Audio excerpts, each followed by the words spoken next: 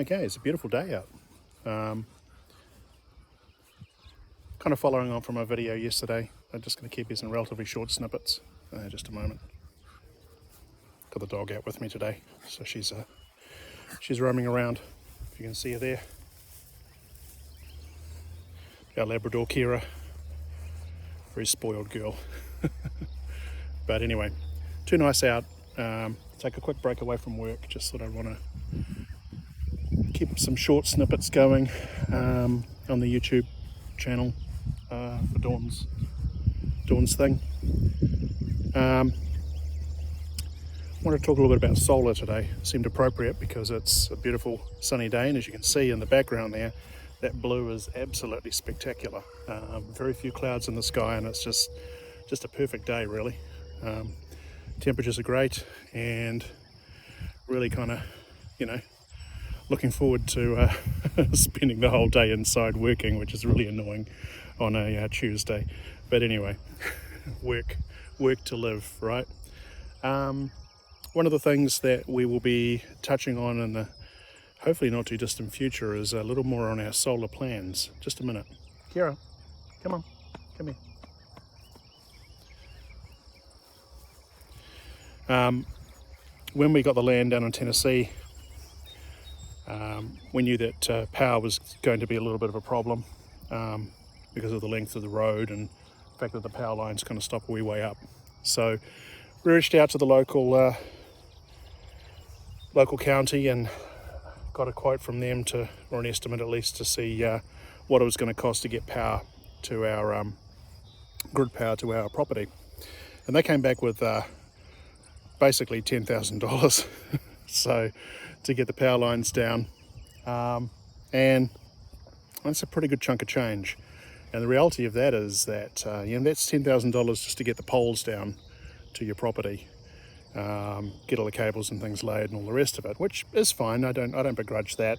But of course, if anybody else in the area decides they're going to buy some property nearby, they get to take advantage of that as well. So you're kind of paying for others potentially, which I'm okay with in the general scheme of things. But honestly, $10,000, $10,000 goes a long way towards solar.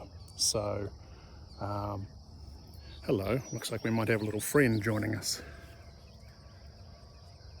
Not sure if you can see that.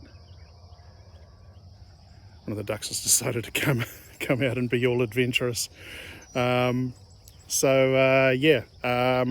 We've decided that that was pretty much the cluncher. We're going to go off-grid, fully off-grid. And we'll talk about some of our other plans, and as we obviously start building this stuff out, we're going to video that and show you how we proceed and make mistakes and rectify mistakes and all that good stuff as well. But back to solar. So $10,000 worth of solar. I'm not sure if you've been kind of following what's happening with solar of late. The reality of it is that now, compared to even 4 or 5 years ago, the price of solar has dropped really, really, really dramatically. And more importantly than that, the number of solutions that you have available to you are they're just easier to put together, easier to assemble, more turnkey.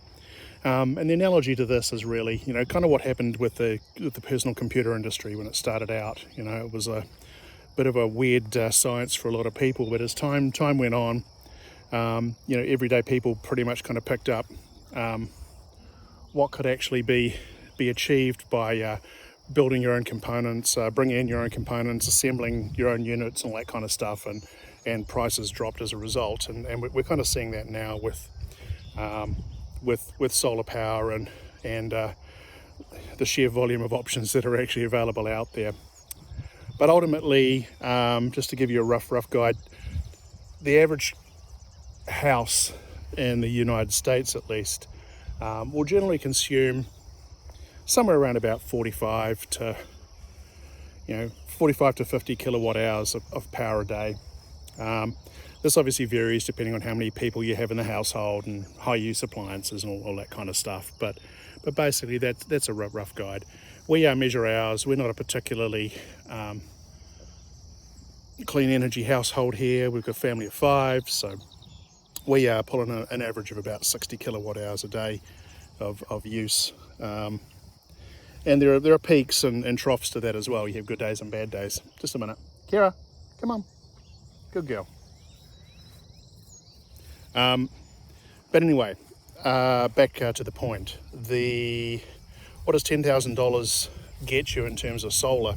Well, it won't get you 60 kilowatt hours, but it will actually get you a fairly good way towards that. You can actually build your own rig, and as long as you've got the space to put it in, and this includes panels as well to actually power this relatively efficiently.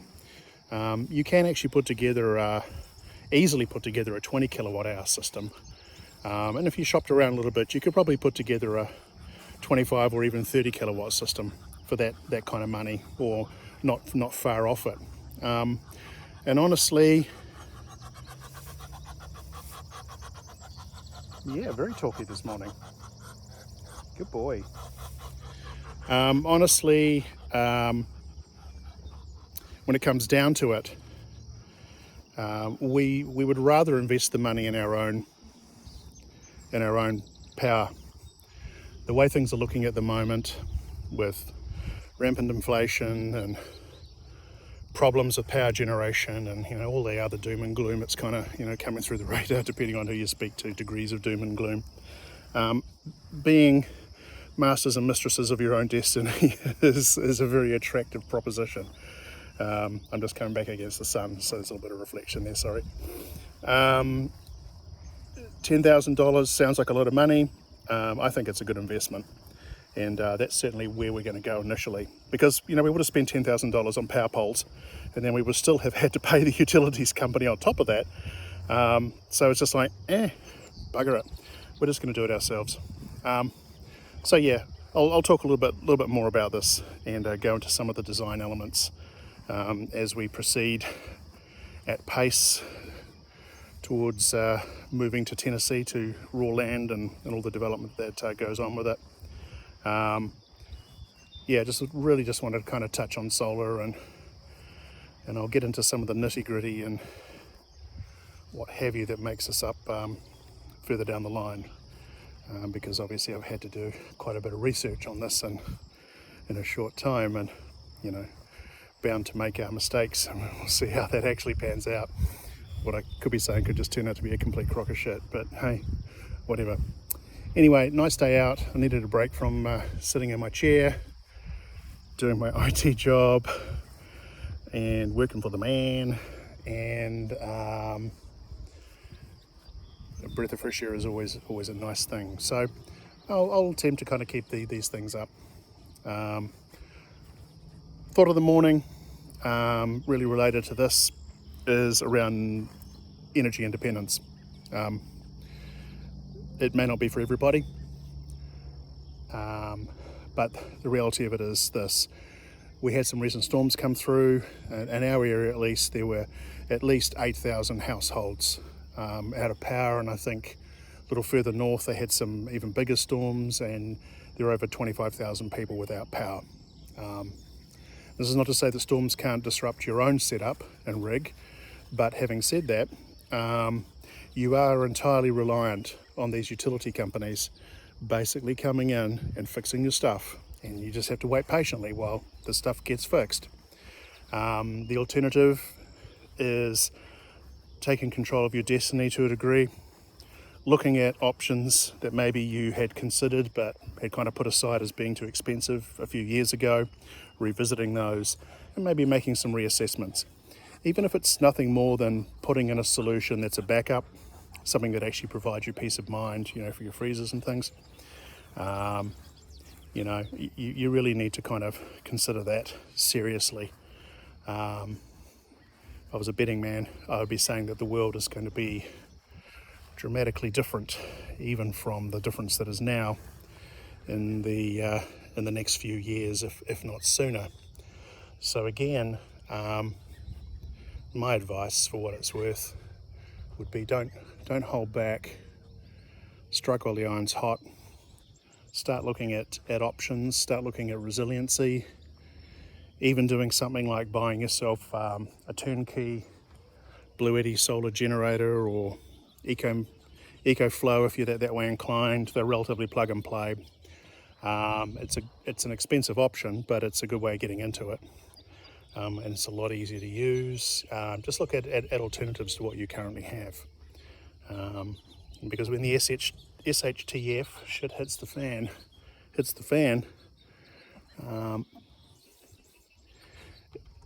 it's going to be worth it, right? And SHTF doesn't necessarily mean, whatever, doom and gloom, end of the world.